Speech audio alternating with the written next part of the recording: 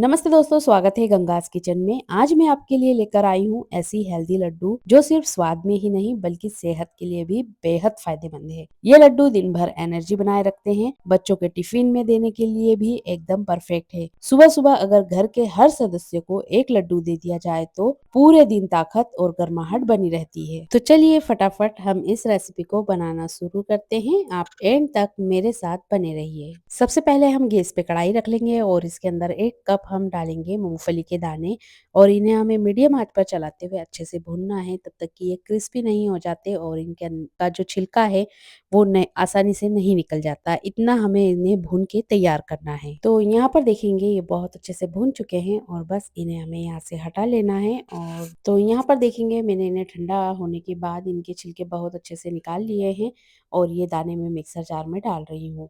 अब इन्हें हमें दरदरा पीस के तैयार करना है। तो चलते हैं, हम इन्हें पीसने के बाद मैं आपको दिखाती हूँ।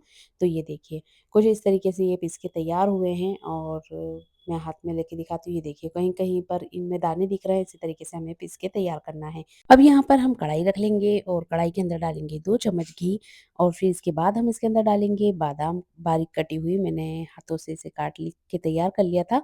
आधा कप यहाँ पर मैंने कटी हुई बादाम डाली है और इसे हम हल्का भूनेंगे चलाते हुए। आँच को हमें यहाँ पर मीडियम रखना है जिससे ये अच्छे से सीख के तैयार हों।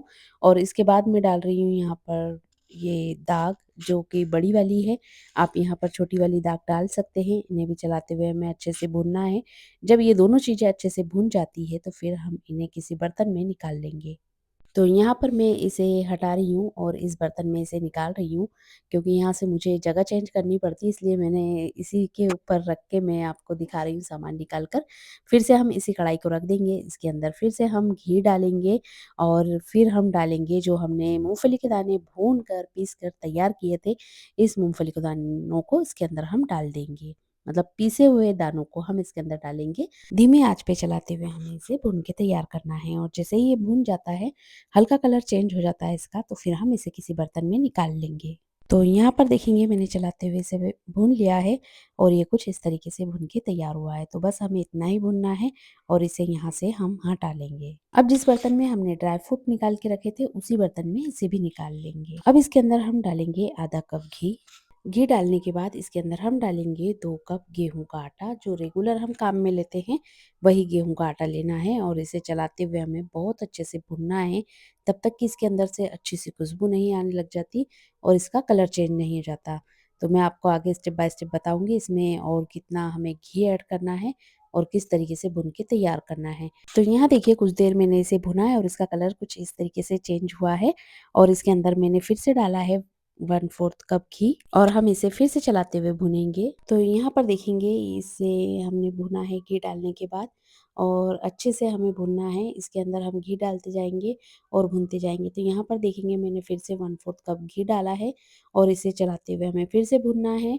इसकी भुनाई हमें बहुत अच्छे से करना है तभी हमारे लड्डुओं में बहुत ही अच्छा टेस्ट आएगा। तो यहाँ पर देखिए कुछ देर हमने और भुना है और ये कुछ इस तरीके से भुन के तैयार हुआ है। मैं आपको दिखाती हूँ। तो ये देखिए बहुत अच्छा इसका कलर आया है, बहुत खुशबू अच्छी आ इसके रही अंदर है। से तो बस इसे अब हम यहाँ से हटा लेंगे और किसी बर्तन में इसे हमें निकाल लेना है। तो यहाँ पर अब इसे हमें इस बर्तन में निकाल लेना है। तो दोस्तों यहाँ पर मैं आपसे एक बात बोलना चाहूँगी, अगर आपको वाक़ई में लगता है कि मैं वीडियो बनाने में मेहनत करती हूँ और आपको मेरी रेसिपी अगर थोड़ी-सी भी पसंद आती है, मेरे चैनल को सब्सक्राइब करें, वीडियो को लाइक करें और एक प्यारा-सा कमेंट छोड़ें ताकि मुझे भी लगे कि हाँ, आपको मेरी रेसिपी पसंद आ रही है। तो यहाँ पर हमने फिर से कढ़ाई रख ली है और इसके अंदर मैंने डाला है 2 कप गुड़ और इसके अंदर हम डालेंगे आधा कप पानी और चलाते हुए इसका हम सिरप बनाकर तैयार करेंगे। मीडियम आँच पर बनाना है, हमें यहाँ पर आँच तेज़ नहीं रखना है। तो बस हम इसे चलाते हुए इसका सिरप बना के तैयार कर लेंगे, पूरी तरह से गुड़ इसके अंदर से घुल जाएगा, बस इतना ही हमें इसे बनाकर तैयार करना है। तो यहाँ पर मैं एक तरीका और बताती हूँ। देखिए यहाँ पर गुड़ हमारा पूरी तरह से घुल चुका है और अब हम ले लेंगे एक कटोरी और उसके अंदर मैंने ये थोड़ा-सा गुड़ की चाशनी इसके अंदर डाली थी और ये देखिए इस तरीके से एक तार बन रहा है। इसी तरीके से हमें इसे बनाकर तैयार करना है, बहुत ज़्यादा हमें इससे नहीं पकाना है, बस ये हमने चेक कर लिया है और परफेक्ट है। तो बस यहाँ पर हम कर देंगे गैस बंद और इसे यहाँ से हम हटा लेंगे। तो यहाँ पर हम देखेंगे, देखिए ये आटा ठंडा हो चुका है और इसके अंदर मैं डाल रही हूँ 1.5 कप तिल्ली। ये तिल्ली भुनी हुई थी, पहले से भून के मैंने रखी थी और वही तिल्ली मैंने इसके अंदर डाली है। अब इसके अंदर हम डालेंगे जो हमने मूँगफली के दाने सेके थे और कुछ ड्राई फ्रूट सेके थे, वो भी इसके अंदर हम डाल देंगे। अब हमें इन सारी चीज़ों को चलाते हुए अच्छे से मिला लेना है। मिलाने के बाद हमने जो गुड़ का सिरप बना के तैयार किया है, उसे हमें इसके अंदर डाल के छान लेना है। यहाँ पर आपको सिरप को ज़्यादा ठंडा नहीं करना है, वरना ये जमने लगेगा और अगर जम भी जाता है तो इसे हमें फिर से थोड़ा पानी डाल के गरम करना है और फिर इसके अंदर हमें डाल के छान लेना है। तो यहाँ पर मैं छान रही हूँ। यहाँ पर गुड़ के सिरप को हमें थोड़ा-थोड़ा डालना है, एकदम बहुत ज़्यादा नहीं डालना है और इस मिश्रण को हमें मिलाते जाना है। तो यहाँ पर मैंने अभी थोड़ा डाला था और इसे मैं मिला रही हूँ।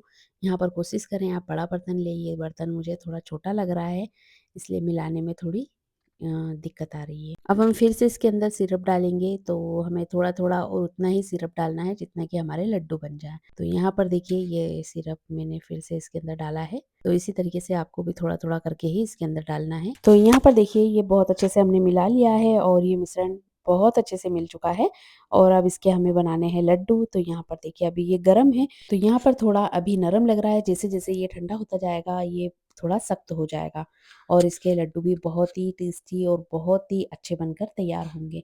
तो मैं आपको अभी एक लड्डू बनाकर दिखा रही हूँ इस तरीके से।